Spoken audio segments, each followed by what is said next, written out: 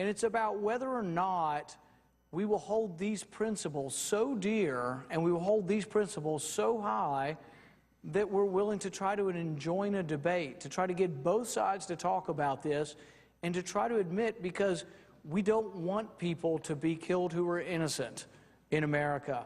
We want to have the process that has protected our freedoms for a couple hundred years now to remain in place, and we're unwilling to diminish that simply because of fear. You know, FDR said, you know, it's nothing to fear but fear itself. I think we should also say it's not that we should let fear be so great that we allow the loss of our freedoms. And I think that's where we are, that sometimes, you know, terrorists are everywhere and they're trying to attack us. Well, we need to remember that it's our freedom that's precious, and we need to try to do everything we can to uphold that. And Mr. President, at this time I would entertain a question without yielding the floor from the senator from Oregon. Thank you very much, Mr. President.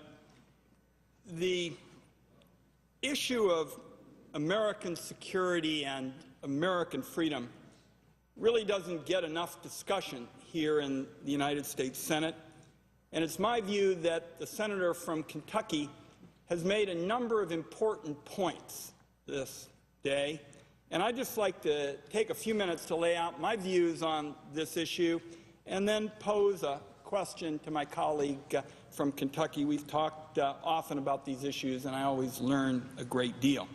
Of course, the Senate will be voting on the nomination of John Brennan, the Deputy National Security Advisor, to be the Director of the Central Intelligence Agency. I voted in favor of Mr. Brennan during Tuesday's Intelligence Committee meeting, and I intend to vote for Mr. Brennan on the floor. Virtually every member of the Intelligence Committee now, in my view, believes that Mr. Brennan has substantial national security expertise and experience, and it's certainly my hope that he will be a principled and effective leader that the CIA needs and deserves. And I think Senator Paul and I agree that this nomination also provides a very important opportunity for the United States Senate to consider the government's rules and policies on the targeted killings of Americans, and that, of course, has been a central pillar of our nation's counterterror strategy. For several years now, Mr. President, I and colleagues, Senator Paul as well, have been seeking to get more information about the executive branch's rules for conducting targeted killings of Americans. And I'm pleased that after considerable efforts really that should not have to have been taken to get documents that the Intelligence Committee has been entitled to for some time, the committee has now received those secret legal opinions. Now, to be clear, and this was a point that Senator Paul made in the course of this discussion, targeted killings of enemy fighters, including targeted killings that involve the use of drones, can be a legitimate wartime tactic.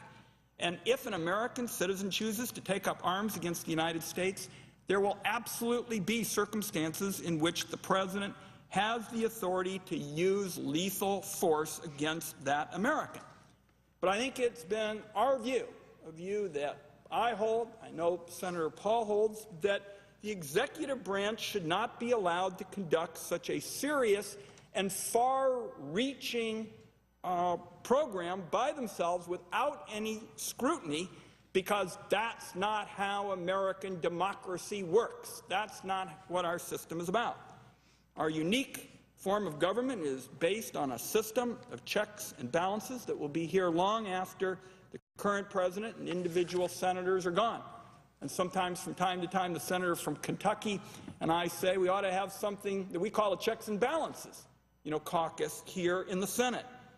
And that those checks and balances depend on robust congressional oversight, and frankly, they depend on bringing the public into this discussion as well, that there be public oversight. We share the view that details about individual operations do need to be kept secret, but the Congress and the public need to know what the rules for targeted killings are so that they can make sure, as Senator Paul has touched on in the course of this day, that American security and American values are both being protected. It's almost as if we have a constitutional teeter-totter, where we want both our security and our liberty. And this is especially true when it comes to the rules for conducting targeted killings of Americans. Mr. President, what it comes down to is every American has the right to know when their government believes that it is allowed to kill them.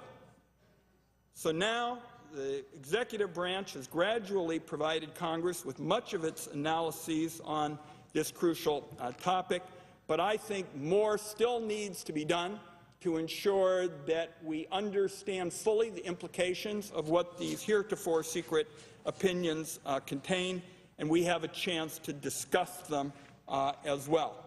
Now, in his capacity as Deputy National Security Advisor, John Brennan has served as the President's top counterterrorism advisor and one of the administration's chief spokesmen regarding targeted killings and the use of drones. He would continue to play a decisive role in U.S. counterterror efforts if he is confirmed as director of the CIA. And the Intelligence Committee is charged with conducting vigilant oversight of these particular efforts. Now, a number of colleagues on the Senate Intelligence Committee of both political parties, I think, share a number of the views that Senator Paul and a number on this side of the aisle have been expressing today in the past few days. I'd especially like to express my appreciation to the former chairman of the Intelligence Committee, Senator Rockefeller. There is no more committed to the principles that the CIA stands for. There's no individual more committed to the principles that the CIA stands for than Senator Rockefeller, and he feels that more needs to be done to ensure that Congress has the power to do responsible oversight. And Senator Udall and Senator Collins and Senator Heinrich are all ones that share that view as well. And in doing that, we recognize that we have a responsibility and that ultimately it's up to American voters to decide whether Congress is fulfilling its obligation to conduct vigorous oversight of the executive branch's actions and activities. So let me then turn to the question that has received most of the attention today and is really about what I'd like to explore for a moment or two with my colleague from Kentucky. The President has also said, I was encouraged by a number of his comments, including the State of the Union address, that with respect to counterterror efforts, no one should take his word for it, that the administration is doing things the right way. And as part of that, he said he was going to engage the American people in a discussion of these kinds of issues. And when it comes to continuing the public debate about the rules for conducting targeted killings, there are a number of questions that need to be explored, and one that I will address to Senator Paul involves this question that he and I have been interested in for some time, and that is the question of the geographic limitation with respect to the use of lethal authority. And Senator Paul and I and others have been asking for some time is what are the limits with respect to these lethal authorities, and in particular whether they can be used inside the United States. And having listened to a bit of the comments made by Senator Paul with confirmation hearings tomorrow, we haven't gotten all of them, but certainly the point that the Senator has made this afternoon is an issue that I and others have asked of the Attorney General for some time, and we haven't been able to get an answer. We haven't been able to get an answer. In recent weeks, Senator Paul has sent a number of letters on this topic. He's received 2 responses, and he shared them with me.